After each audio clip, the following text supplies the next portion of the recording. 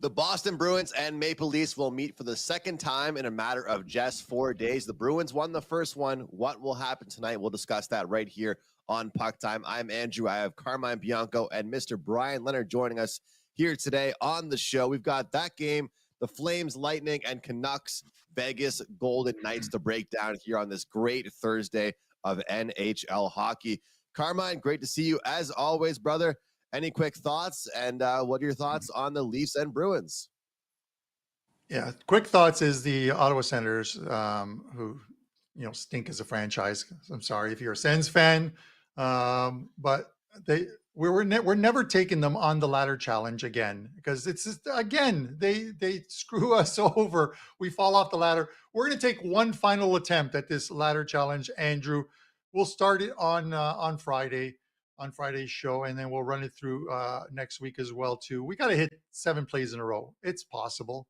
Anyone can do it, right? I know Bryan Leonard could probably do it, but let's get right to it, Andrew. This first game, Toronto and Boston. We saw these two teams play earlier this week. Boston comes in, absolutely strangles, as I said.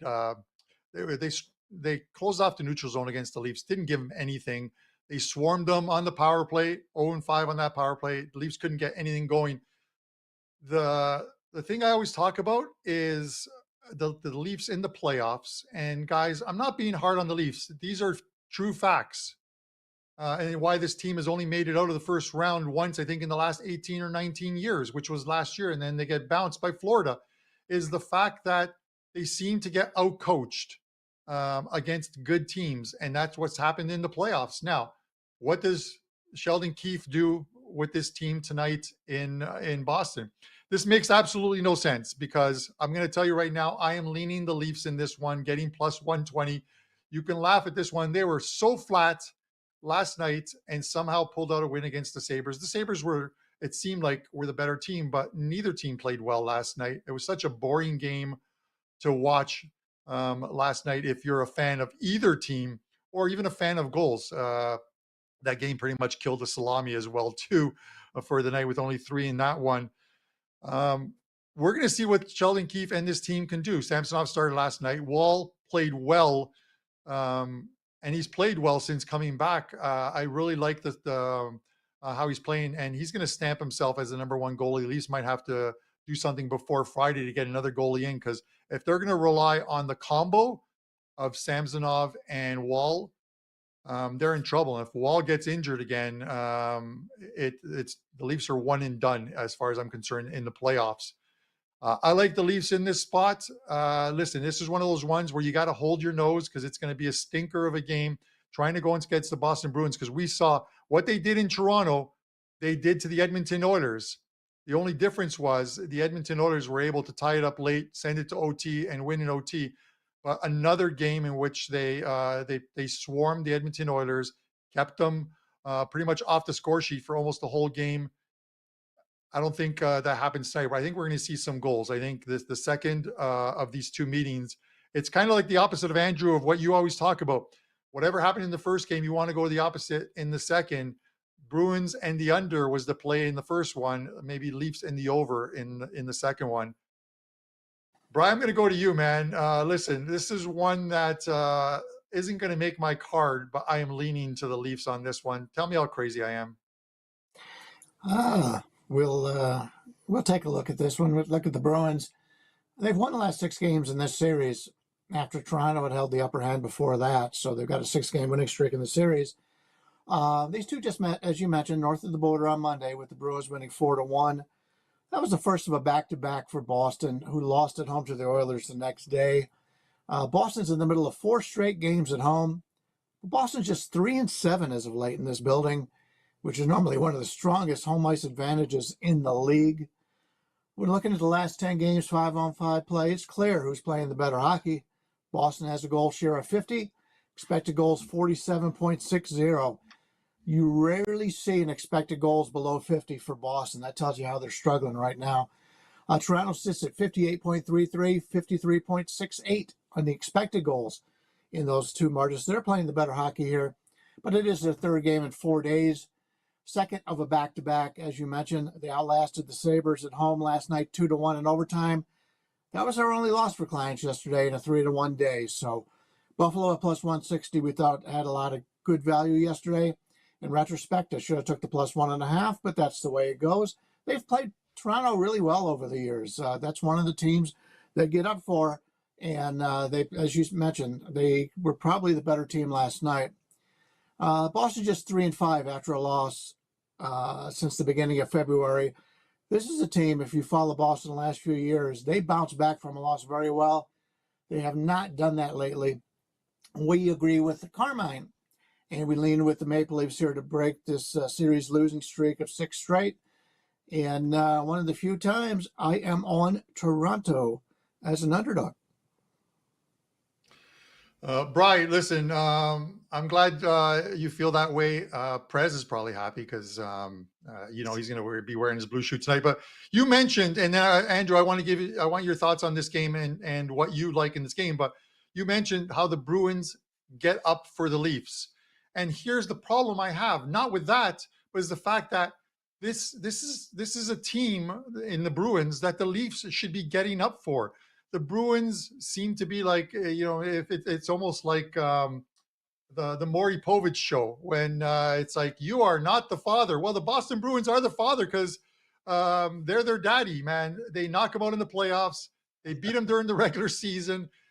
I don't get how the Leafs don't at least try and send a message to the Bruins that, hey, we're playing you in the first round. You can expect a little bit of this. If you think you're just going to outscore them without there being any physicality in the game, then you're completely wrong because the Bruins turn it up a notch in the playoffs when they play the Leafs. So, with that said, Andrew, why does this team not respond to the Bruins? I have no idea, guys. I'm not sure this should be a game they get up for, especially with all the history. But what I have seen this year, I saw a number, and I don't want to mention it because I think I might be off by a little bit, but I'll just say this. The Leafs have absolutely dominated the Western Conference this year. They've dominated a lot of Metropolitan Division teams.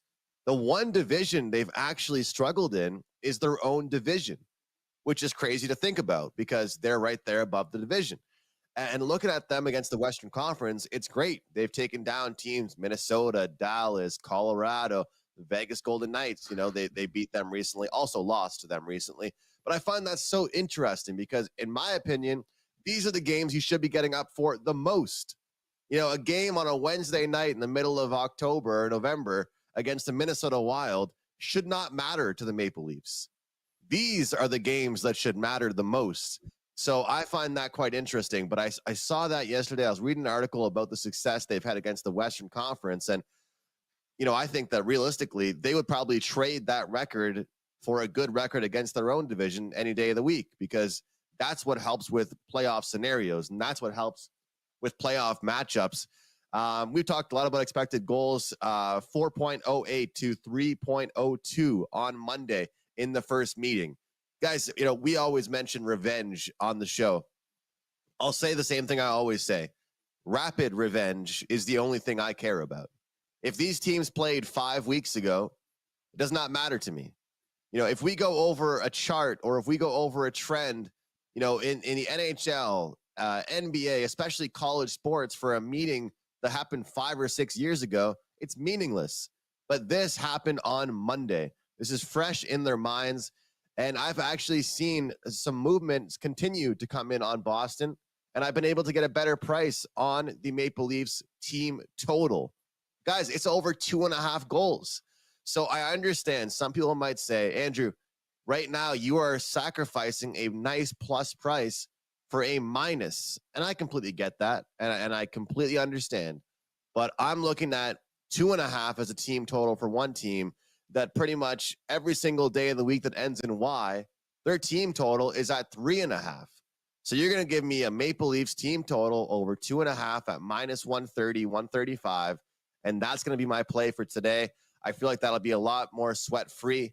Maple Leafs getting me to 3 goals. And it was at 144, 145 last night. So minus 130, 135 Maple Leafs to get me to 3 goals here And as Brian mentioned, an arena in TD Garden that has been so great to this Boston Bruins team hasn't really been that for quite some time now. And for both teams, let's be honest, it's all about depth in this battle. They need some depth to show up here, Brian. Yeah, I agree. I just wanted to point out, you had mentioned how they struggle in their own division and have done better when they go out west. I feel that the reason behind that is the teams that play them more often know how to defend them. When you go out west, you see this team twice a year. It happens all the time when you look at the NFL. You play the teams in your division twice a year, every year. That's a different game than when you play outside of your division. And so the teams that you play all the time know you better than the teams that you see twice a year. So they've got so much offensive talent on that team. They're just hard to beat for teams that don't prepare for them and don't know them that well. And you see that a lot from a lot of the teams. Vegas has had so much success since their inception because they dominate the teams in their own division. Their coaching is so good. Their management is so good that they know these teams. Those are the important games, as you pointed out. And they were able to get those victories and dominate the division. They haven't done that this year.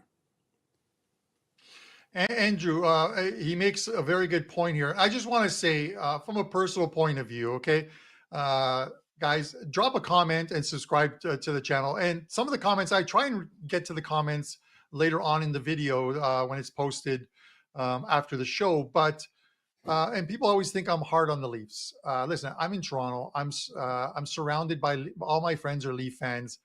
I want them to have a long playoff run because I have friends who own restaurants and bars, and when the Leafs are in the first round of the playoffs, these places are full. They make it to the second round like last year, they're full. They're making money. I want my buddies who are bar owners and restaurant owners to make money. A long playoff run is a good thing. They just don't seem to do it. So from that end, I'm cheering for them to at least make a run in the playoffs.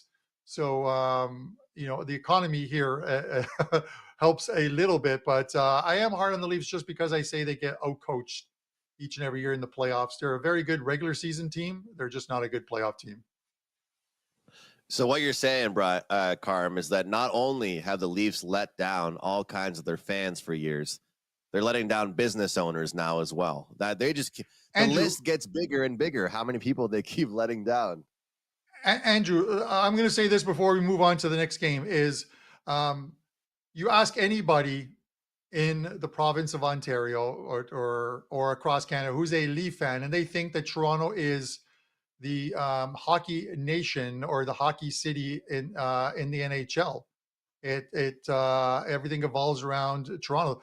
You see fans at the games throughout Canada because there are so many Torontonians that have moved out, and they're transplanted Torontonians in Vancouver, in Edmonton, in Calgary, in Winnipeg, in Ottawa, or Montreal. So you see a lot of those jerseys.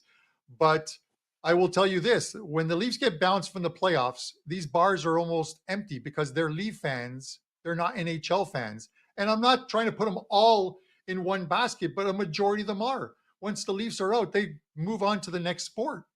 I'm an NHL fan. I will watch any game. So if the team I'm cheering for is out, I will still go out, watch the games with my buddies. But the places are empty. It is night and day in sports bars in Toronto when the Leafs are playing a playoff game, and then once they're bounced, what the places look like. They're half capacity, and that's tough on businesses. Well, Brian's team is the only team that's won anything recently, that's for sure. They made some moves already. They didn't want to wait till Friday. They made some moves already. So Brian, he's the only champion here on the show, especially as of late. So Brian, we'll go to you for our second game, Lightning at home. Speaking of previous champions, oh, sorry about that, Dan. That was I can understand why you thought I was going to Vegas there. We're gonna go with the Lightning playing host to the Calgary Flames. And Brian, we talked about fading this Flames team for quite some time, and we tried to pick our spots, and they got hot. But now we might be seeing the regression, and maybe they're starting to finally go in the direction we thought they were going in. What do you think about that? Well, when I take a look at this one, and by the way, I think this is a great day for underdogs. Overall, I can see underdogs winning a lot of these games. The road team has won 7 straight games in this series. When looking at the last 10 games overall in 5-on-5 play, we find the Flames with a 50% goal share and a 50.75 expected goal percentage. So they're about league average in that regard. But look at Tampa Bay. On the other hand, they're showing a 44.19 goal goal percentage and a 49.18 expected goal percentage. They're not playing very well. Calgary should be pretty rested as they've traveled just once since February 13th. That was a single game played in Edmonton, a 6-3 Flames victory. Calgary is a 5-game winning streak snapped Monday against the Kraken. Unfortunately for our clients, we had Calgary in that game. But it was a physical game, very physical game, but they've had 2 days off before this 3-game southeastern road trip with Florida, Carolina, and Colorado, and a rejuvenated Vegas on deck. This could be their best chance for victory here. We know the Lightning will be rested, maybe too much rest. When you take a look at their schedule, as they play only 2 times in a 12-day span. They've had the last 4 days off, which is good. And after hosting Philadelphia on Saturday, they now have the next 4 days off after that. This is a situation where we don't know what we're going to get out of Tampa. You would expect with all the rest at this time of year, it'd be a positive. But I'm not so sure as some rust is involved here. You've got a team in Calgary that's playing some pretty good ball. And as I mentioned, the road teams won 7 straight in this series. I like the Calgary side here. All right, looking towards the underdog in this one. A nice price to get as well, Brian. Carm, what are your thoughts here? Sorry, Brian. I'm going the other way. I've been on this fade Calgary thing, and like Andrew said, I picked my spots. I did take the Kraken against them. And listen, Calgary's trying to get into the playoffs, but just because they become like must wins doesn't mean they're going to win. And if we were to take that approach, you got to think the same thing about the Tampa Bay Lightning. They're only 4 points up on the team in 9th place right now. So John Cooper is going to have them ready. I always talk about Tampa Bay at this point in the season have pretty much solidified their spot in the playoffs, and Cooper lowers the amount of ice time for his players. He doesn't care where they finish in the standings because they're a team that can win on the road. And he wants to make sure that he's got his team set up for a long playoff run. He did it in their 2 cups. This is a big one for them as well too. Calgary's heading down, and this is the Bermuda Triangle for the Calgary Flames. They play Tampa, the 3 games. A lot of teams struggle from the Western Conference when they do this trip. They play Tampa, they play Florida, and then they play Carolina. Those are the next 3 games up for them. And then Calgary's got to come home. And they play the Colorado Avalanche and they play the Vegas Golden Knights before they get the free space on the bingo card, Montreal coming into town. Those are 5 games that are going to define the season for them. And here's the problem is a lot of this happens when the trade deadline is over, because the trade deadline is tomorrow. So they play Tampa tonight. They will not have played Florida, I think, until Saturday. So and there's been talks of moving guys. They've moved some. Markstrom is the biggest one. Talking about moving Markstrom's and his contract out of there. Does that happen? We're going to have to wait and see. It's a good thing to keep your eye on the ticker today, the WagerTalk live lines, absolutely free. You see a number dropping, it's because something happened. We had closing line value on Ottawa yesterday. They opened up at like 140-ish, 150. They closed at 190 because Anaheim sat everybody out and still won the game. So closing line value doesn't cash a ticket at the window. I'm taking Tampa Bay in this one and to start the downfall of the Calgary Flames.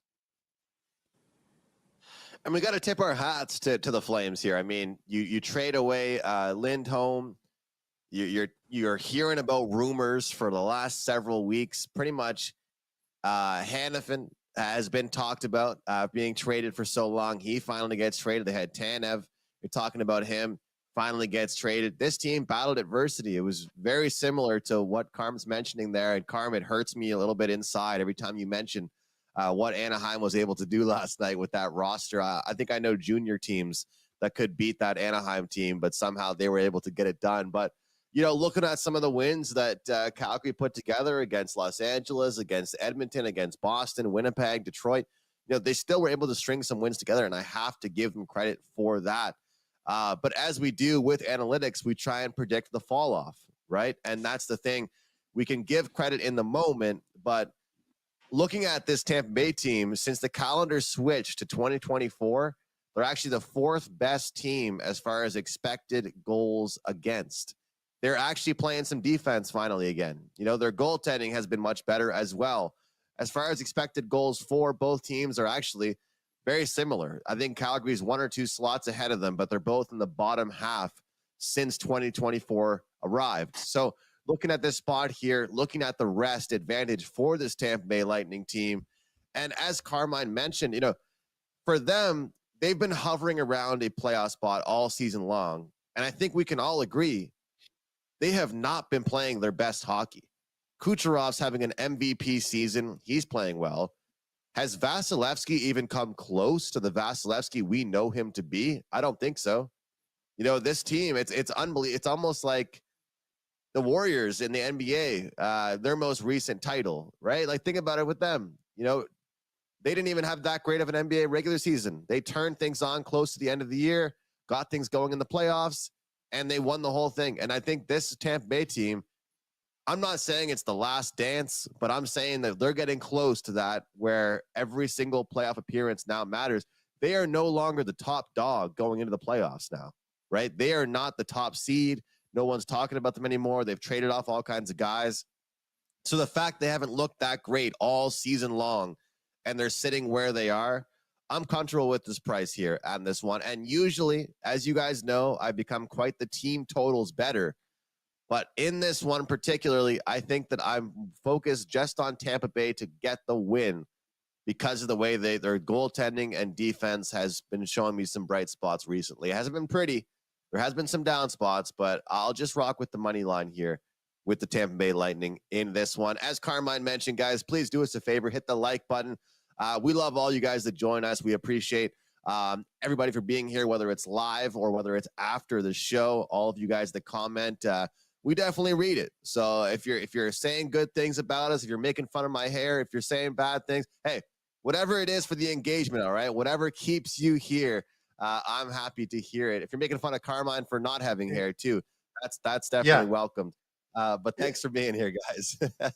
I need to shave. I got a little bit of stubble coming on. Speaking of stubble, because the guy's got a lot of it. Don Buster, our favorite Mexican, former Canadian Mexican, and a huge Maple Leafs fan.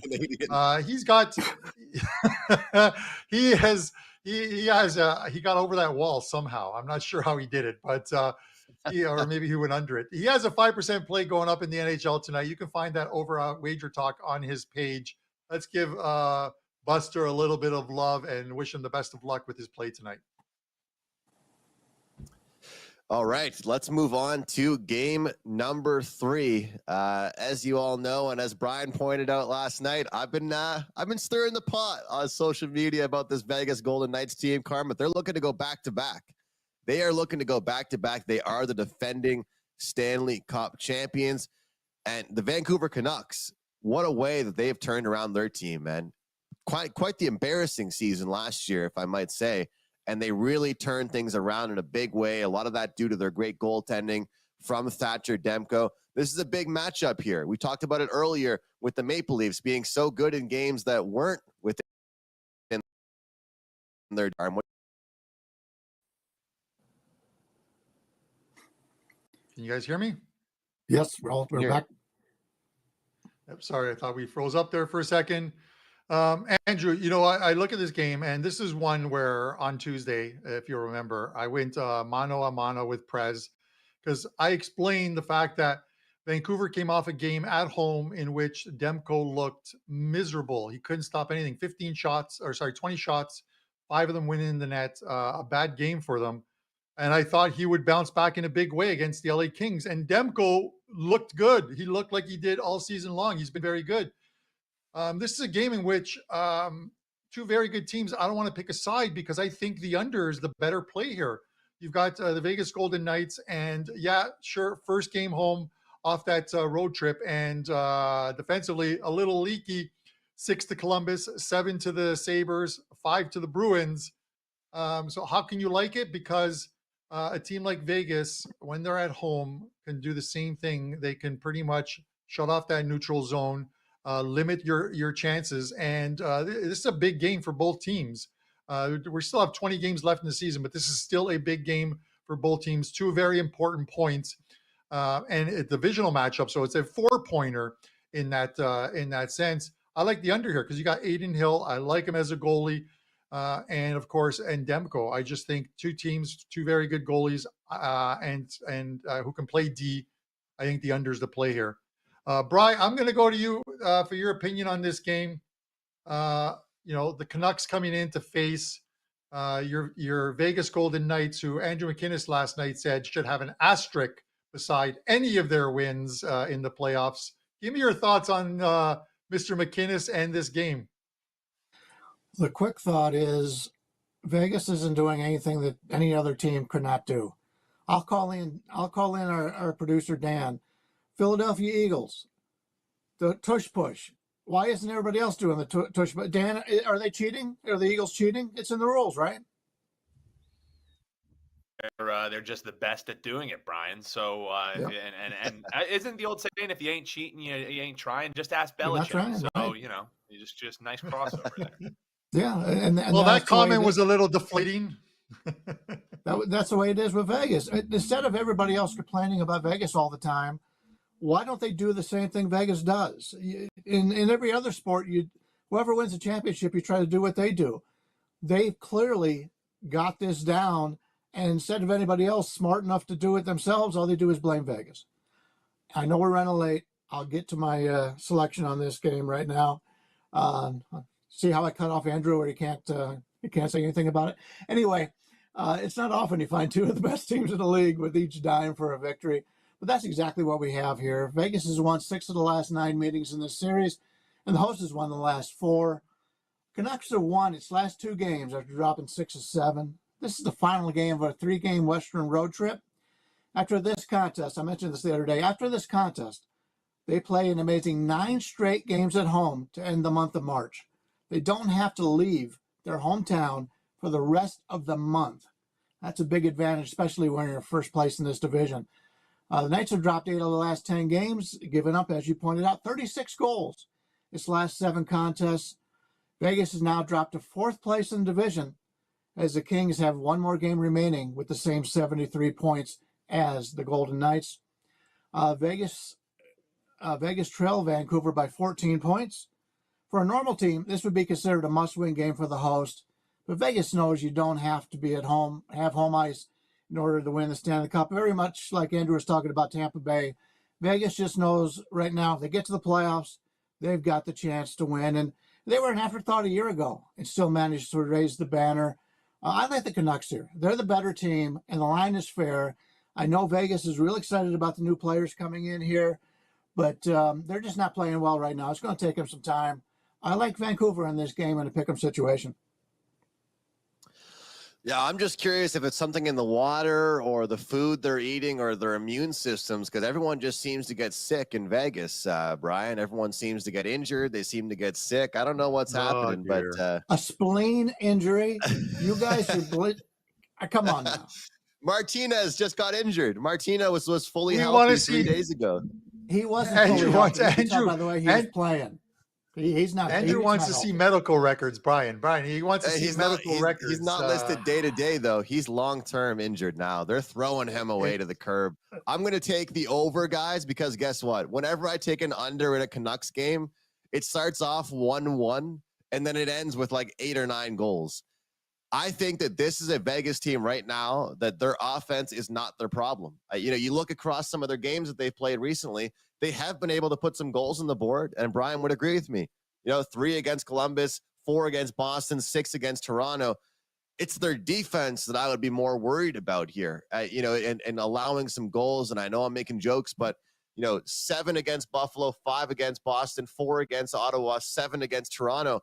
To me, this team is going to be fine. They get healthy. They picked up Hannafin. I was saying to Brian before the show started, the defensive core that this Vegas team has is unbelievable. They just added to it.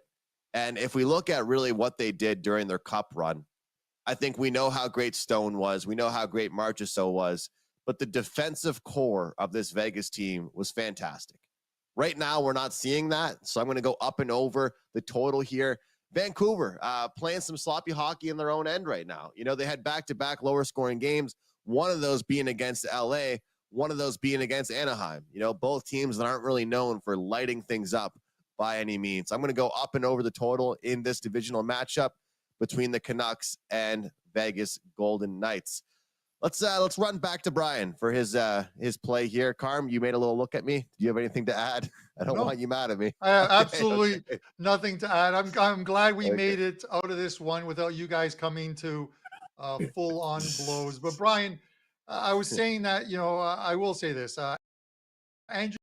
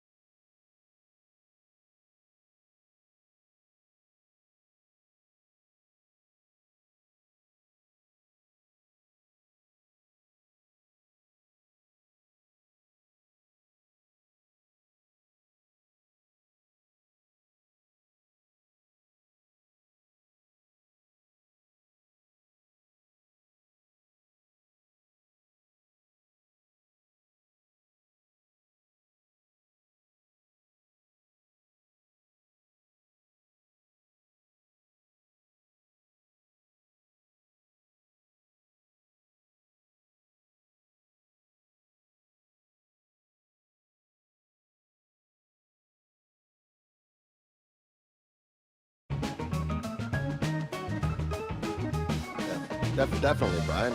Mention that, man. It's a great run.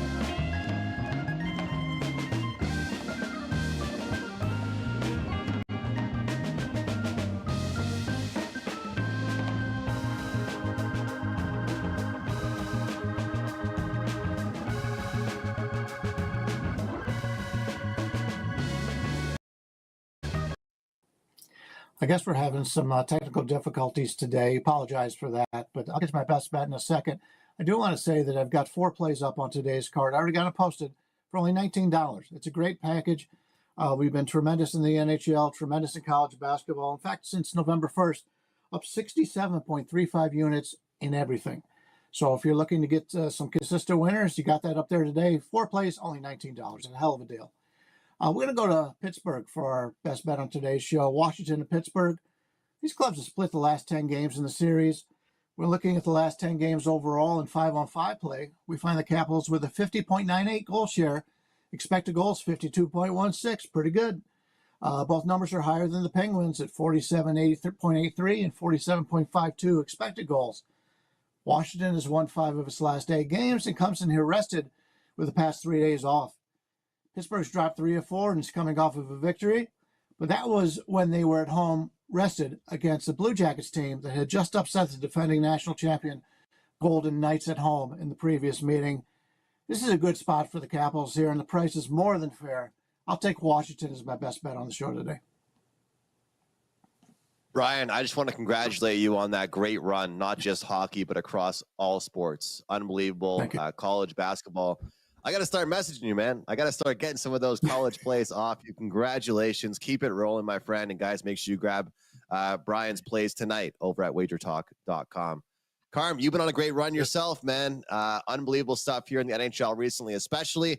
But you have a big play going in soccer, and it's not tonight. It's, kicking off in about an hour's time. Tell us about that. Yeah, it goes in an hour's time, a 5% play. I've only released 2 this year. I'm trying to be more selective with the soccer 5% plays. Both of the previous ones won 3-0, easily covering. So hopefully they can do it again. And a big card in the NHL tonight. I have 4 plays up. One of them is a best bet play. Tonight's a very good card, at least betting wise, and I think even viewing wise. If you're a fan, there's some really good games tonight. My best bet, guys, I'm going to go to the New York Islanders game against San Jose. I'm going to take the team total here. It's 3.5. It's -140. I know it sounds a little viggy, but I'm exercising my inner Andrew McInnes with this team total for the Islanders. This is a 3-game road trip for them and an important one. This is a team that's won 4 straight. Just beat the Blues the other night on Tuesday in a big game. And they're playing San Jose, who have lost 8 straight games. 7 of those 8 games, they've allowed 4 or more goals. A big stretch right now for the Islanders to make a push to get into the playoffs. They play San Jose, they play Anaheim. 3 days later, the LA Kings, and then they come home to face the Sabres, and then they have the Ottawa Senators. That is 5 games in which they should win at least 4 of them. They need to win at least 4 of them to maybe make a playoff push. Maybe that Kings game is the one that they lose. Big game tonight, and Patrick Waugh is going to have them ready to go tonight. Over 3.5, -140 team total for the New York Islanders. I love the team totals, Carm. Welcome to the team total gang. We're happy to have you, and best of luck on that 5% soccer play this afternoon. Guys, I'm fresh off a 5% winner last night in the NHL and now on an 83% totals run. So look forward to keeping that going with a 4% play tonight, almost a 5%, but I didn't want to go back-to-back 5s. I really like this one tonight, though. 4% NHL total best bet going tonight. You can get that play or take $75 off a 1-month package using the promo code Andrew75. That's Andrew75.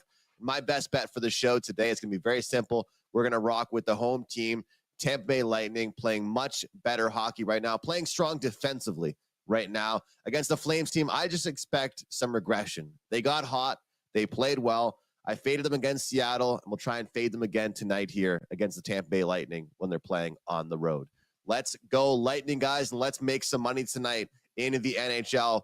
Thanks to Bryan. Thanks to Carmine. As always, guys, thank you for joining us here on Puck Time. We'll see you tomorrow right here on WagerTalk TV.